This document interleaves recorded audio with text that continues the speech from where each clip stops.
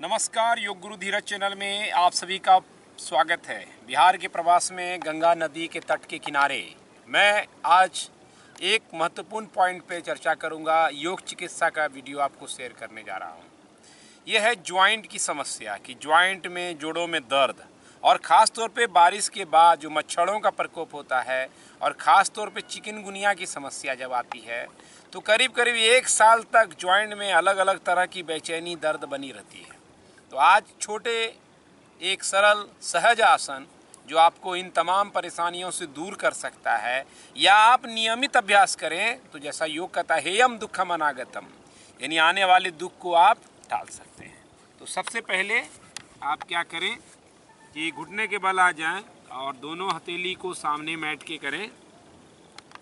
दोनों हाथों के बीच में छाती के बराबर गैप रहे, पाँव के बीच में हिप के बराबर, पाँव की उंगलियां अंदर। कई लोग निर्देशन को ध्यान से नहीं सुनते और गलत अभ्यास करते हैं, इसलिए आपसे उम्मीद है कि शांति से समझें, सही प्रणाली को योग में अपनाएं, तभी लाभ होगा। अब श्वास लेते हुए धीरे धीरे घुटने को बेंड रखते हुए ऊपर उठाएं, हिप को ऊपर उठाएं और बहुत शांति से श्वास छोड़ते हुए कंधे को प्रेस करें। हाथ आपका सीधा रहेगा। याद रहे, चिकनगुनिया में आपके जॉइंट में पेन रहता है तो आपको नी को सीधा नहीं करना है, इसमें थोड़ा बेंड ही रखिएगा तो आसानी से आप आसन का लाभ ले पाएंगे। इस आसन में आप जितना कंफर्ट हो उतनी सहजता से रुकें, श्वास लें, छोड़ें और फिर बहुत आराम से वापस घुटने को नीचे रखें और वापस आ जाएं। आपको हर आसन 1 से 3 बार करने की सलाह है। एक बार में आप, जैसे मैंने एक बार किया, आप 3 बार कीजिए, फिर शांत हो जाइए, फिर कीजिए। अगले कड़ी में आपको चिकनगुनिया में आपके कंधे, ज्वाइंट, एल्बो में भी पेन रहता है, उसके लिए उत्तान शीर्षासन अच्छा रहेगा। 90 डिग्री पीछे से बनाए रखिएगा। एल्बो को बेंड कीजिए, ज़मीन पे रखिए। अब दाहिने वाले एल्बो को दाहिने साइड शिफ्ट करें, बाएं को बाएं साइड, ताकि आपका सिर ज़मीन पे आ सके। अब हाथों को अगर कंफर्ट जितना हो उतना सीधा करें, कंफर्ट नहीं लग रहा हो तो बेंड करेंगे। तो ये अभ्यास उत्तान शीर्षासन का आप देखें पूरे स्पाइन को स्ट्रेच कर रहा है, कंधे को स्ट्रेच कर रहा है, पूरे हाथों को स्ट्रेच कर उसके तकलीफ़ों को दूर करेगा। आसन में बने रहें।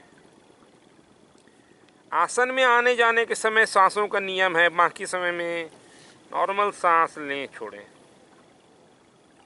धीरे धीरे वापस आएं, हाथों को पीछे लाएं और धीरे से बैठ जाइए। दूसरा आसन है गोमुख, जो तीसरा आसन करने जा रहे हैं। गोमुख आसन में लेकिन क्या है कि कई लोगों का पैर का अच्छे से जो पोजीशन आता है गोमुख में वो नहीं हो पाता है, तो वो सुखासन में करेंगे। बाकी लोग इस तरह से बायां पांव को नीचे रखा, ठीक ऊपर उठाया, तो ये नी ज्वाइंट, हिप ज्वाइंट के लिए अच्छा है, वहाँ पर पेन का जो सेंसेशन है उसको दूर करेगा। अब जो पांव ऊपर है उसी हाथ को आप ऊपर ले जाइए और लेफ्ट वाले हाथ को मैं पीछे ले जा रहा हूँ, इस तरह से बांध लिया।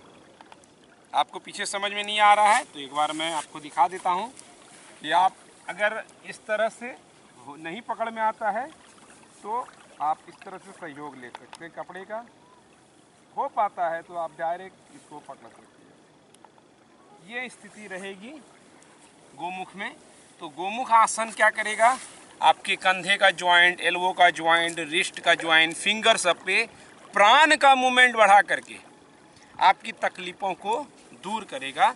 दोनों साइड करने का याद रखिए कि आपको इस तरह से, इसमें गोमुख के में आप गरुड़ आसन में जो हाथों की स्थिति रहती है उसको भी आप जोड़ सकते हैं। जैसे अभी मैंने गोमुख किया, श्वास लेके उठाया, श्वास छोड़ते हुए इस तरह की स्थिति में जो कंफर्ट हो। एक साइड ज़्यादा टाइट रहता है किसी का।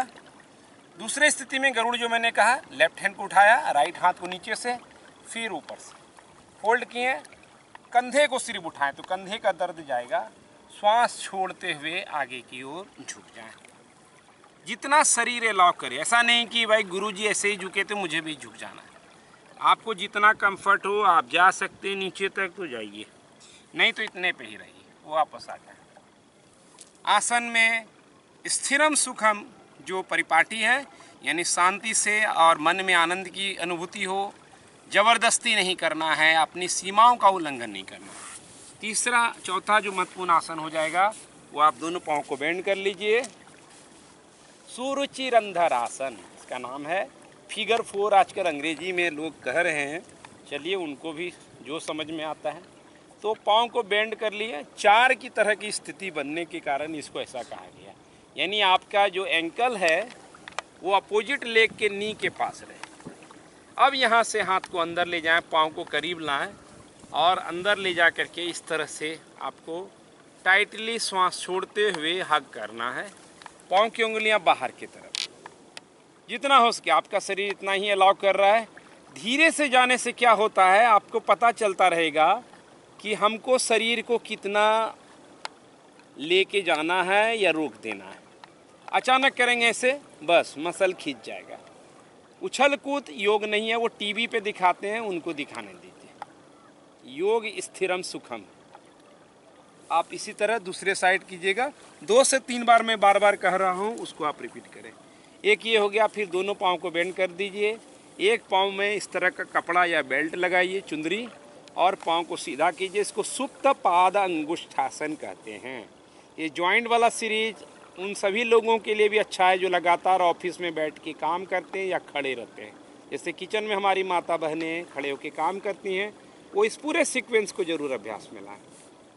90 डिग्री रखें, सीधा पाँव रखें। थोड़ा पीछे भी जा सकता है लेकिन पाँव की स्थिति सीधी हो, यानी एंकल अंदर की तरफ, बाहर की तरफ नहीं। नी कैप इंगेज रखें। पाँव में स्ट्रेचिंग करके ये पूरे लेग को रिलैक्स करेगा, अलाइन करेगा। इस आसन में आपको 1 से 2 मिनट रहना। चूँकि कपड़े का सपोर्ट है तो आसानी से आप 1 से 2 मिनट रह सकते हैं। तो ये सुप्त पाद अंगुष्ठासन के बाद आप इसको रख दीजिए शांति से, और अपान आसन के लिए दोनों पाँव को इस तरह से ले जाएं। ये घुटने का दर्द, हिप फ्लेक्सेस का दर्द, एंकल के दर्द में राहत है। गैस विकार को भी दूर करे के अपच यानी अनपच की जो समस्या है उसको दूर करेगा, डाइजेशन को एक्टिव करेगा। और इसको और ज़्यादा एक पाद अपान आसन करेंगे तो लाभकारी होगा। कई बार कीजिए इसको, 4 से 5 बार आप दोहरा सकते हैं। देखिए हमने क्या किया, इस बार घुटने को थोड़ा ज़मीन की तरफ ले गया तो ज़्यादा स्ट्रेचिंग फील हो रही है, रिलैक्स हो रहा है। इसी तरह दूसरे साइड करना है। तो इन तमाम आसनों को करें और आखिर में दीवार के सहारे विपरीत करनी, जो दीवार पे ऐसे रख करके पाँव को आप रखते हैं और वशिष्ठ प्राणायाम उसमें करते जाना है। इस बात यहाँ दीवार नहीं है तो मैं मोटे तौर पर ऐसे दिखा दिया। आप विपरीत करने का हमारा वीडियो देख सकते हैं योग गुरु धीरज चैनल पे, उसको ज़रूर कीजिए। और शवासन में ज़रूर जाना है। शवासन के लिए निर्देशन का वीडियो है। जितना आप शवासन करेंगे वो आपके नर्वस सिस्टम को एकदम से रिलैक्स करता है। जितना नर्वस सिस्टम आपका रिलैक्स होगा उतने ज्वाइंट पे तत्काल आप राहत फील करेंगे। जब भी पेन हो किसी भी तरह का, आप निर्देशन का वीडियो योग गुरु धीरज चैनल से शवासन का ऑन कीजिए, लेट जाइए जैसा भी लेटा था और निर्देशन को पालन कीजिए। और आप पालन करेंगे उसके जस्ट 20, 25, 30 मिनट बाद आपको लगेगा पूरा शरीर मेरा रिलैक्स हो गया। इसको कीजिए। प्राणायाम का तो कोई विकल्प नहीं है। वशिष्ठ प्राणायाम खास तौर पे इस्तेमाल कीजिए, क्योंकि आप चिकनगुनिया, जोड़ों के दर्द में किसी और तरह का प्राणायाम सहजता से नहीं कर पाते हैं, क्योंकि बैठने से आपकी जॉइंट में और प्रेशर आता है। तो वशिष्ठ प्राणायाम उसमें काफ़ी लाभदायक होगा। इन बेसिक आसनों को मैंने बताया। जो कंप्लीट सीरीज को जॉइंट का करना चाहते हैं वो ऑनलाइन प्लेलिस्ट में जाकर के जॉइंट के लिए योग का एक हमारा वीडियो है, उसको मेरे निर्देशन में साथ साथ अभ्यास में लाएं तो आपको ड्यूरेशन और ऑर्डर सब पता चलेगा। तो आज गंगा के इस पावन पवित्र तट से इतना ही। आप भी योग की सरिता को अपने जीवन में बहाते रहिए। योग रूपी सनातन गंगा ही आपका बेड़ा पार करेगा, आपको पतित पावनी करते रहेगा। योग में मिलावट नहीं हो। जैसे गंगा में मिलावट गंगा के पानी को गंदा कर रही है, उसी तरह योग में भी कई ऐसे इंडस्ट्री आ गए हैं। जैसे कचरे देते हैं, कानपुर का कचरा आज गिर रहा है, कई जगह का कचरा गंगा में जा रहा है कंपनियों का। उसी तरह कई दूसरे कंपनियों का कचरा जो योग की कंपनियां चला रहे हैं, उनका कचरा आज योग को गंदा कर रहा है। और जिस तरह बीच बीच के काल में हम सनातन सिस्टम को फिर से स्थापित करते हैं, उसी तरह आप भी स्थापित करने का प्रण लीजिए इस गंगा के पावन भूमि पर, तट के किनारे गंगा की जी के साथ। तो आप सभी के लिए मैं गंगा जी को नमन करता हूं। आप भी मेरे साथ गंगा माँ को नमन करें ताकि आप सहज सुगंधित रहें और गंगा माँ हम सब के जीवन को कल्याण प्रदान करे। गंगा में अनंत जीवन अपना आकार ले रही है, आप जानते नहीं हैं, लेकिन इस नदी के अंदर भी कई सारे जीवन और नदी के बाहर भी कई सारे जीवन और जगत का उद्धार हो रहा है। उसी तरह आपका जीवन में जगत और जीवन के उद्धार के लिए बने, ऐसी शुभकामनाएं हैं। हर हर गंगे।